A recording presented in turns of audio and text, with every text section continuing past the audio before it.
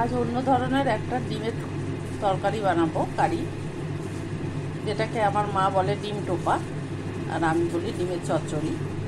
তো তোমরা এইভাবে বানিয়ে দেখো কেমন হয়েছে বা কী নাম দেওয়া যায়, তোমরা সেটা আমাকে জানিও।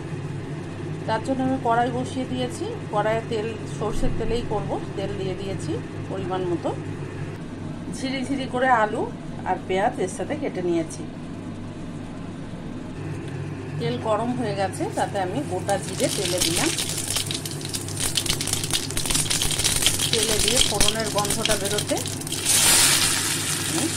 আলুটা দিয়ে দিলাম, আলু পেঁয়াজটা একটু ঢাকা দিয়ে দেবো। এতে আমি কয়েকটা কাঁচা লঙ্কা দিয়ে দেবো।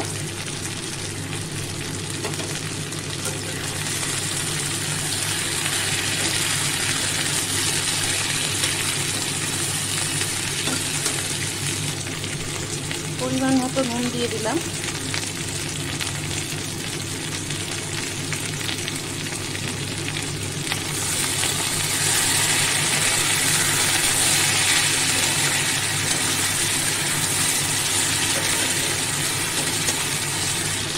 মশলা দিয়ে দিলাম জিরে, ধনে, হলুদ, লঙ্কা।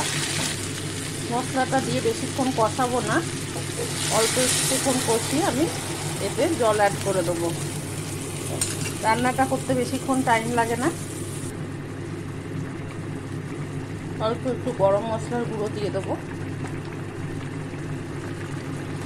ভালো করে ঝোলটা ঘেঁটে দেবো, পেঁয়াজগুলো এর সাথে মিশিয়ে নেব।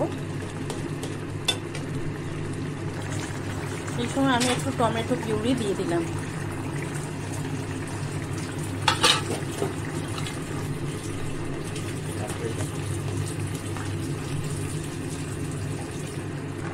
আলুটা সেদ্ধ নরম হয়ে এসছে।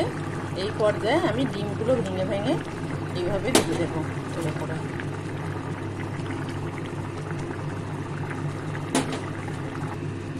আঁচটা কমিয়ে ডিমগুলো এইভাবে আমি সাজিয়ে দিলাম।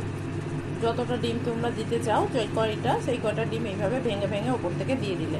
ওপর থেকে আমি একটু বিট নুন আর গোলমরিচ ছড়িয়ে দিলাম এক জায়গায় করে।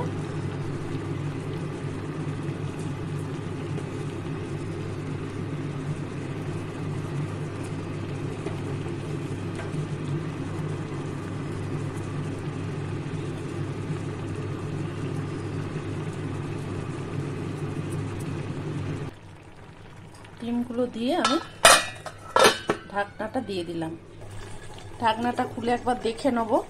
এই পর্যায়ে দুটো লঙ্কা দিয়ে দেবো।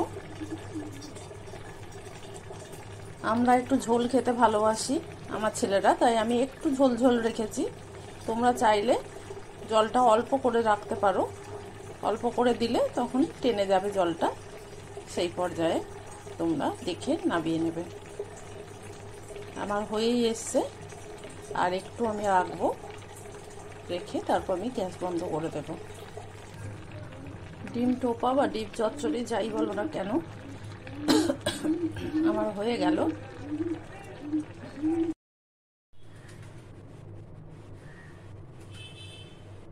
দেখো কত সুন্দর হয়েছে। কাঁচা লঙ্কাগুলো আমি চিড়ে যেহেতু দিয়েছিলাম, সেহেতু ঝালটায় এর মধ্যে চিড়চিড়ে একটা ঝাল থাকবে। তোমরা বানিয়ে জানিও কিরকম হয়েছে।